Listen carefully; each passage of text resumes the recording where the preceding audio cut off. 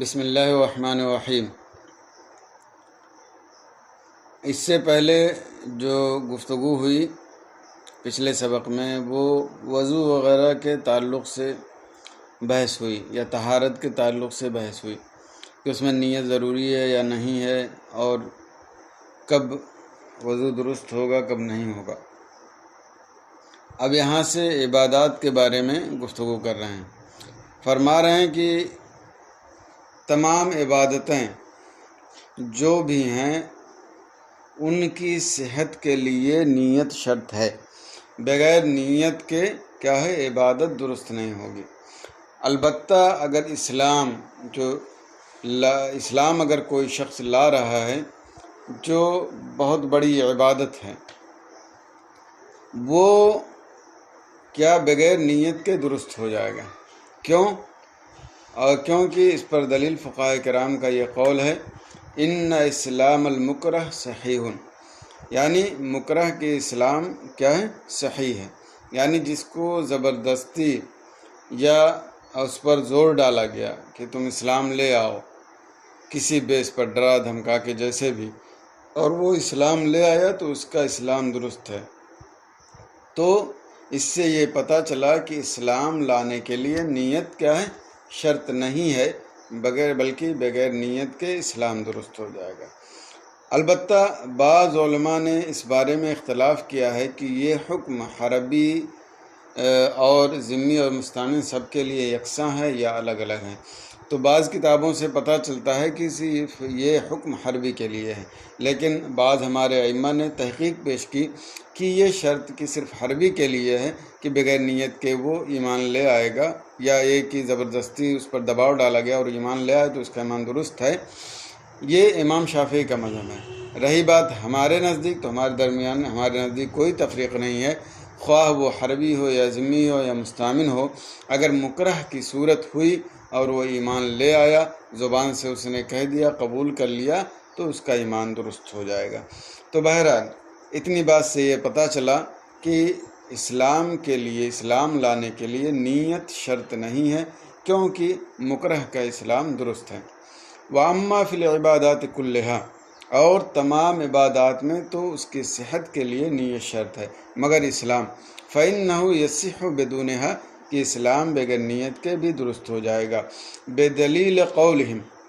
اس پر فقہاء کرام کا یہ قول دلیل ہے کہ مکرہ کا اسلام صحیح ہے، اور ظاہر سی بات ہے مکرہ کی صورت میں نیت نہیں پائی جاتی۔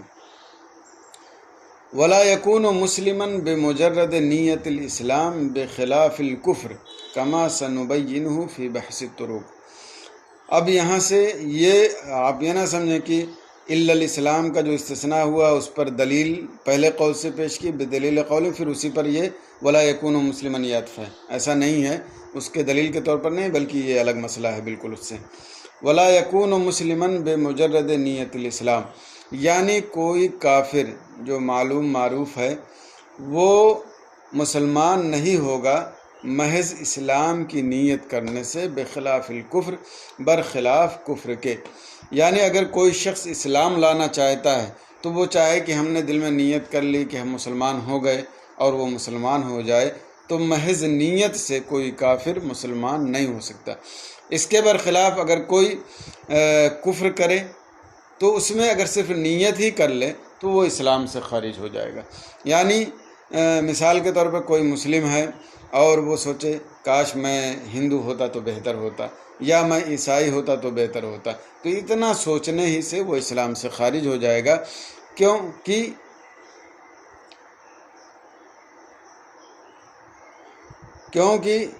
مطلب کافر اگر ہے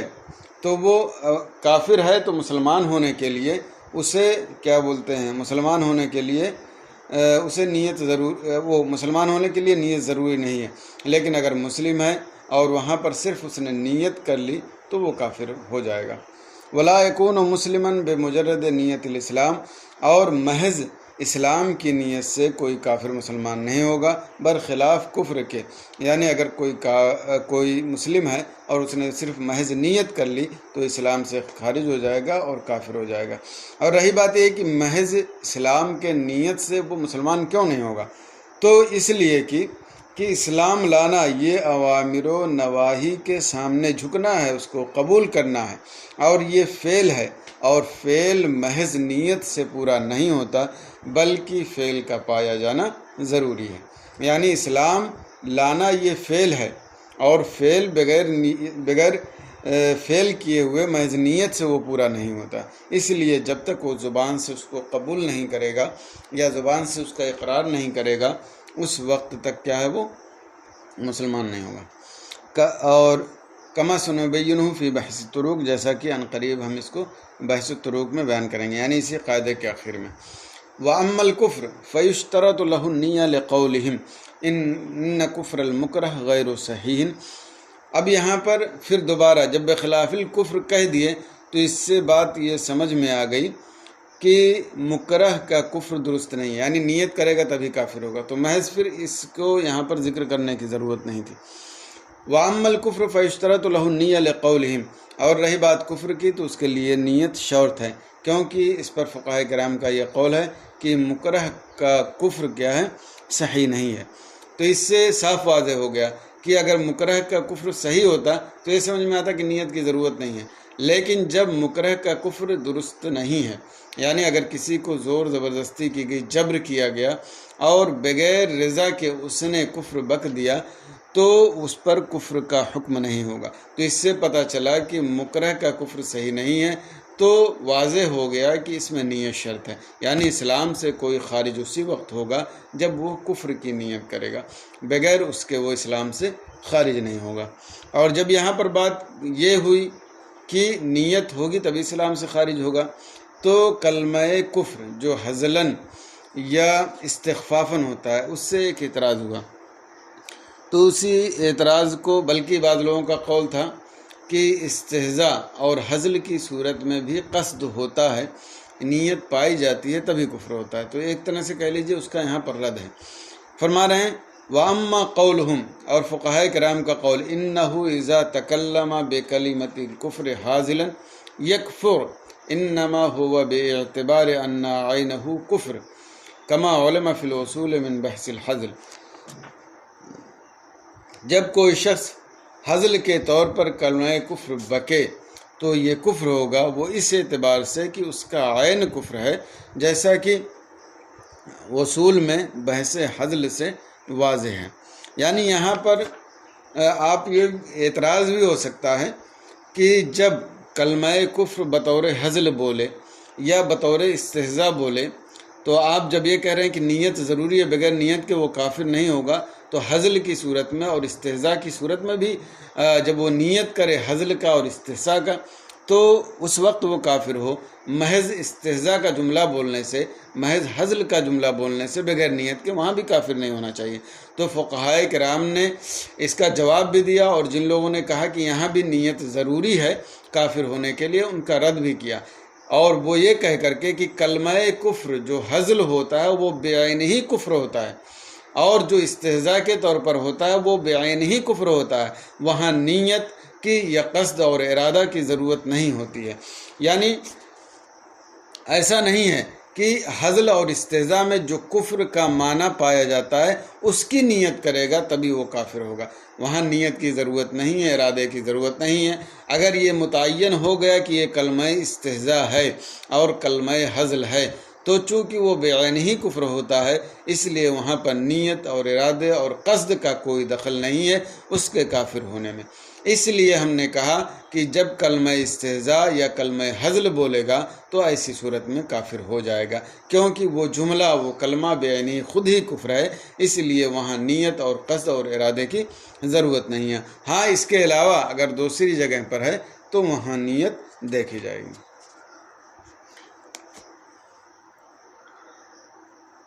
اب آگے بتا رہے ہیں فلا تصح صلاۃ مطلقاً، یہ تفریح ہے، وعمل فی العبادات کلھا، اسی پر تفریح ہے کہ مطلب تمام عبادات میں نیت شرط ہے۔ فلا تصح تو نماز مطلقاً درست نہیں ہوگی، اور اگرچہ وہ کیا ہے نماز جنازہ ہو، الا بہا مگر نیت ہی کے ذریعے، خواہ وہ فرض ہو یا واجب ہو یا سنت ہو یا نفل ہو۔ وَإِذَا نَوَى قَطَعَهَا، او وَإِذَا نَوَى قَطْعَهَا لَا يَخْرُجُ عَنْهَا إِلَّا بِمُنَافٍ، اور جب نماز توڑنے کا ارادہ کرے تو نماز سے خارج نہیں ہوگا مگر منافی صلاۃ کوئی کام کرنے سے۔ یعنی اگر نیت کر لیا کہ میں نے نماز کو توڑ دیا تو وہ محض اتنی نیت سے وہ خارج نہیں ہوگا نماز سے، بلکہ وہ منافی صلاۃ نماز کوئی کام کرے گا تو وہ نماز سے خارج ہوگا۔ وَلَوْ نَوَى الْانْتِقَالَ عَنْهَا إِلَى غَيْرِهَا، اور اگر جس نماز میں ہے اس نماز سے دوسری نماز کی طرف انتقال کا ارادہ کیا، تو اگر دوسری پہلے کے علاوہ ہے اور تکبیر سے شروع کیا تو وہ انتقال کرنے والا ہوگا ورنہ نہیں۔ یعنی اگر اس نے دوسری نماز کی طرف انتقال کا ارادہ کیا، نیت کی، اور وہ دوسری جو ہے پہلے کے علاوہ ہے یعنی دوسری نماز ہے، اور اس نے اس کے لیے تکبیر بھی کہا، یعنی جو دوسری نماز جس کی طرف منتقل ہونا چاہ رہا ہے اس کے لیے اس نے دوسری تکبیر بھی کہی، تو ایسی صورت میں وہ منتقل ہونے والا ہو جائے گا۔ لیکن اگر محض نیت کیا اور اس نے تکبیر نہیں کی کہی تو ایسی صورت میں وہ کیا ہے، ایک نماز سے دوسری نماز کی طرف منتقل نہیں ہوگا۔ وَلَا يَصِحُّ الْاِقْتِدَاءُ بِإِمَامٍ إِلَّا بِنِيَّةٍ، اور کسی امام کی اقتداء درست نہیں ہوگی مگر نیت ہی کے ذریعے۔ یعنی اگر کوئی شخص کسی امام کے پیچھے نماز پڑھتا ہے تو وہ جب اقتداء کی نیت کرے گا تبھی اس کی نماز درست ہوگی، یعنی کسی امام کی جس امام کے پیچھے پڑھ رہا ہے اس کے اقتداء کی نیت کرے گا تبھی وہ اس کی نماز درست ہوگی یا اقتداء درست ہوگی ورنہ درست نہیں ہوگی۔ وَتَصِحُّ الْإِمَامَةُ بِدُونِ نِيَّتِهَا خِلَافًا لِلْكَرْخِ وَأَبِي حَفْصٍ الْكَبِيرِ كَمَا فِي الْبِنَايَةِ، اور امامت بغیر امامت کی نیت کے درست ہیں برخلاف امام کرخی اور ابو حفص کبیر علیہم الرحمۃ و رضوان کے۔ یعنی اگر کوئی شخص امامت کرتا ہے تو اگرچہ امامت کی نیت نہ کرے، بغیر نیت کے اس کی امامت درست ہو جائے۔ البتہ اس میں امام کرخی اور ابو حفص علیہ رحمۃ و رضوان کا اختلاف ہے، وہ یہ کہتے ہیں جب تک نیت نہیں کرے گا اس کی امامت درست نہیں ہوگی، لیکن راجح اور صحیح مذہب یہی ہے کہ امامت فی نفس ہی، امامت صحیح ہونے کے لیے نیت ضروری نہیں ہے۔ ہاں جب تک نیت نہیں کرے گا اس کو امامت کا ثواب نہیں ملے گا۔ تو صحیح ہونا الگ چیز ہے اور ثواب نہ ملنا الگ چیز ہے۔ تو ایک امام جب امامت کرے تو وہ نیت کرے گا تو ثواب پائے گا، لیکن نیت نہیں کیا تو اس کی امامت کیا ہے، درست ہو جائے گی۔ کما فی البناء، جیسا کہ البناء میں ہے، الا اذا صلى خلفه نساء فان اقتداءهن به بلا نیت الامام للامامت غیر صحیح، مگر جب کہ امام کے پیچھے عورتیں نماز پڑھیں، کیونکہ امام کا ان کی اقتداء کرنا امام کا بغیر امامت کی نیت کے درست نہیں۔ یہاں پر الا اذا صلى خلفه نساء، تصح الامامہ بدون نیتها، اس سے استثناء ہے، لیکن یہ استثناء محل نظر ہے، کیونکہ اس سے یہ سمجھ میں آ رہا ہے کہ بغیر امامت کی نیت کے امامت درست ہو جائے گی۔ البتہ اگر عورتیں امام کے پیچھے نماز پڑھیں اور امام امامت کی نیت نہ کرے تو اس کی امامت درست ہی نہیں ہوگی۔ ایسا تو نہیں ہونا چاہیے، کیونکہ جب حکم مطلق ہے کہ امام نیت نہ کرے تو اس کی امامت درست ہو جائے گی تو وہ ہمیشہ درست ہوگی، خواہ عورتیں اس کے پیچھے پڑھیں یا کوئی اور۔ البتہ اگر اس کو اس بات پر محمول کیا جائے کہ وہ امامت کر رہا تھا یا امامت کرنے والا ہے اور اس کے پیچھے نماز پڑھنے والی صرف عورتیں ہیں، تو ظاہر سی بات ہے اگر وہاں شرط ہے امامت کی نیت کرنے کا عورتوں کی نماز کے صحیح ہونے کے لیے، تو جب ساری عورتیں ہی ہیں تو اس کی امامت درست ہی نہیں ہوگی، کیونکہ امام ہونے کے لیے لازم ہے کہ کم سے کم ایک سے زائد دو لوگ ہوں، اور یہاں پر جب نماز درست ہی نہیں ہوگی تو گویا کہ عورتوں کے علاوہ کوئی ہے ہی نہیں، تو پھر نماز کیا ہے، وہ امامت جب درست نہیں ہوگی تو نماز بھی درست نہیں ہوگی۔ اس لیے اس اعتبار سے یہاں پر یہ استثناء کیا گیا ہے کہ اگر خالی عورتیں پیچھے نماز پڑھنے والی ہوں تو امام کو امامت کی نیت کرنا پڑے گا، اگر امامت کی نیت نہیں کرے گا تو کیا ہے، امامت اس کی درست نہیں ہوگی۔ الا اذا صلى خلفه نساء، مگر جب کہ امام کے پیچھے صرف عورتیں نماز پڑھیں تو ایسی صورت میں امام کو امامت کی نیت کرنی ہوگی، ورنہ اس نماز درست نہیں ہوگی یا امامت ہی درست نہیں ہوگی۔ فإن اقتداءهن به، کیونکہ عورتوں کا امام کی اقتداء کرنا امام کا بغیر امامت کی نیت کے درست ہی نہیں۔ واستثنى بعضهم الجمعہ والعیدین، اور بعض لوگوں نے جمعہ اور عیدین کا استثناء کیا، یعنی یہ جو کہا کہ عورتیں اگر اقتداء کریں تو امامت کے بغیر امامت کی نیت کے بغیر امامت درست نہیں ہوگی۔ اس سے استثناء کیا گیا کہ جمعہ اور عیدین کی نمازیں، یعنی چونکہ جمعہ اور عیدین میں اگر عورتیں نماز پڑھنے جاتی ہیں تو ازدحام بہت ہوتا ہے، فتنے اور فساد کی وجہ سے وہ حکم تھا، تو جب ازدحام ہوگا تو فتنہ فساد کم، اس کا مطلب جو اندیشہ ہے وہ کم ہو جائے گا۔ تو اس اعتبار سے فقہاء کرام نے استثناء کیا کہ جمعہ اور عیدین میں اگر امام نے امامت کی نیت نہیں کی، عورتیں وہاں موجود ہیں، پھر بھی اس کی امامت کیا ہے؟ درست ہو جائے گی۔ وَهُوَ الصَّحِيحُ كَمَا فِي الْخُلَاصَةِ، اور یہی صحیح ہے جیسا کہ الخلاصہ میں ہے۔ وَلَوْ حَلَفَ أَلَّا يَؤُمَّ أَحَدًا فَاقْتَدَىٰ بِهِ إِنسَانٌ صَحَّ الِاقْتِدَاءُ، اور اگر قسم کھایا کہ کسی کی امامت نہیں کرے گا،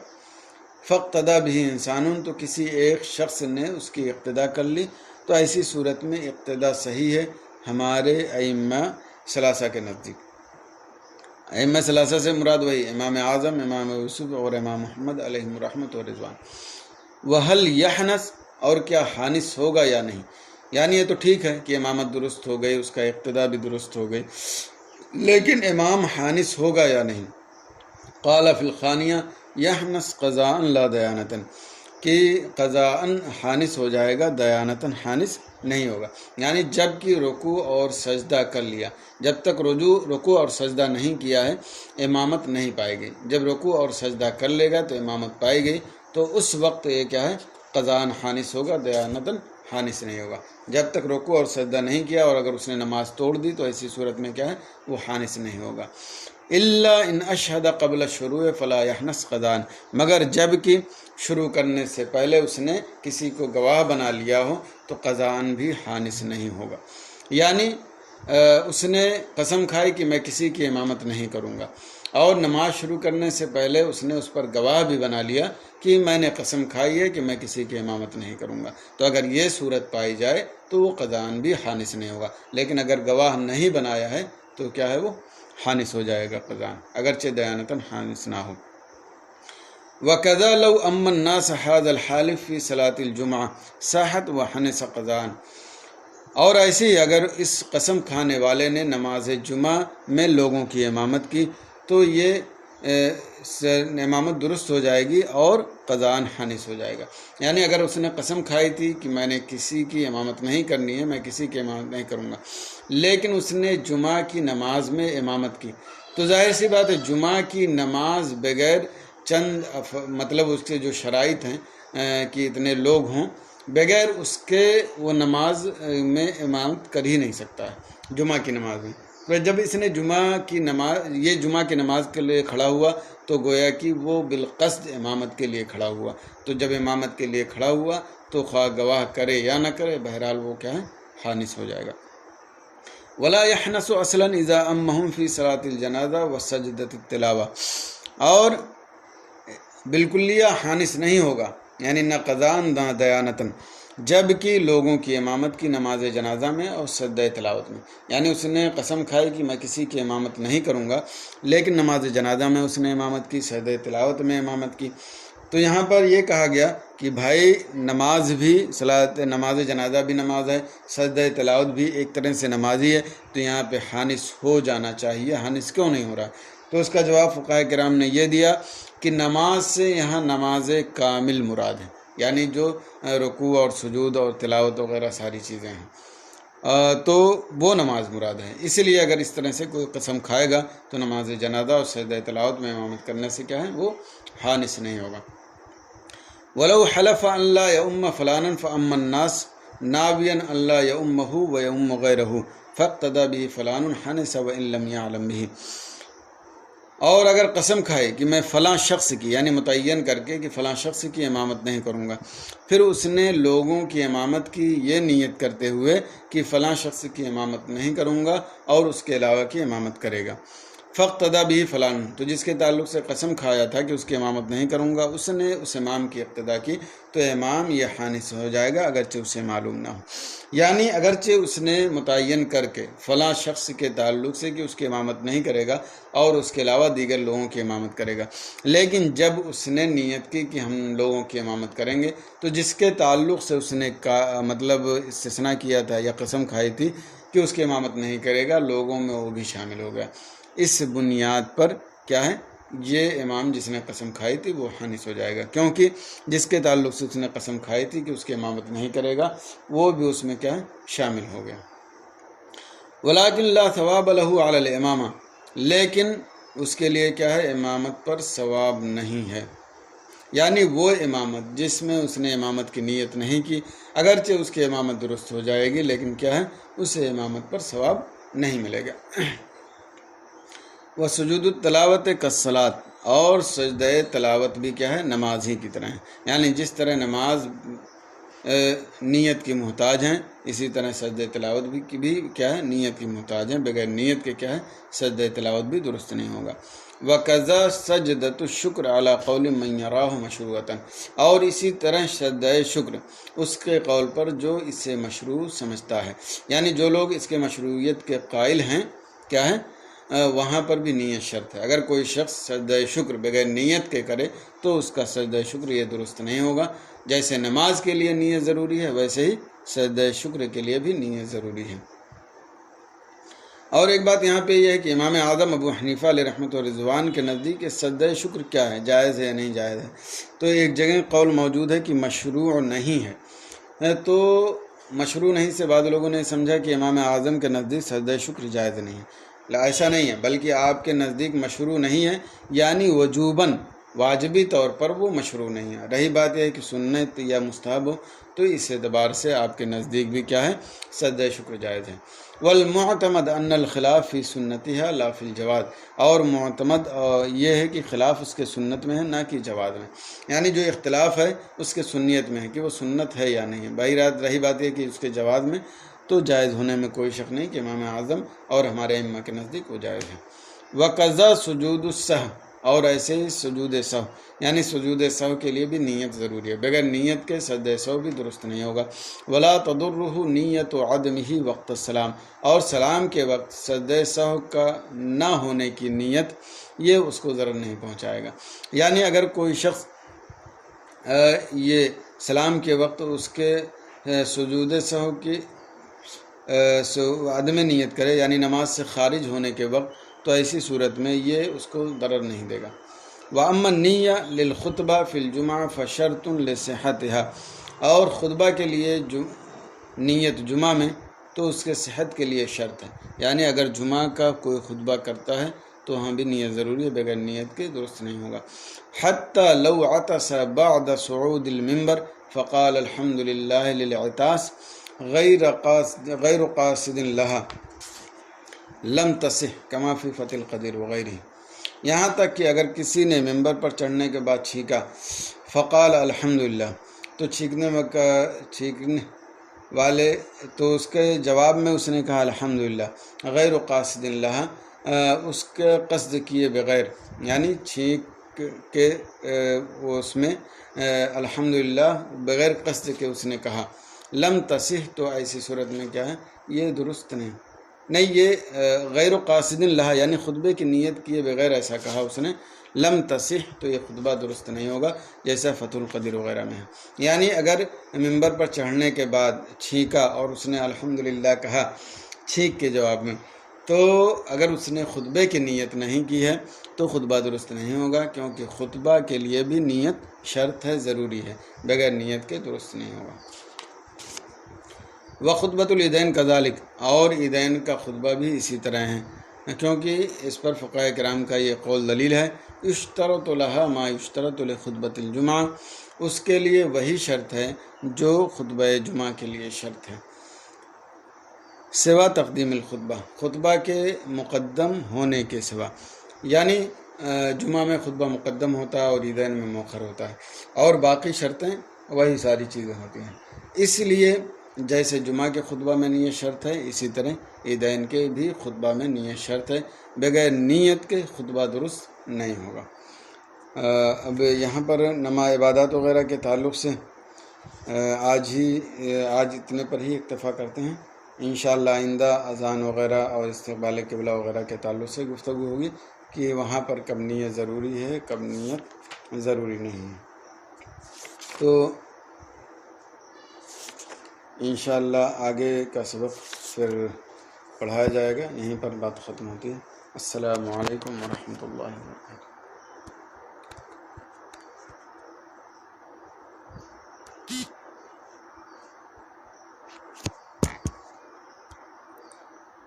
کوئی سوال؟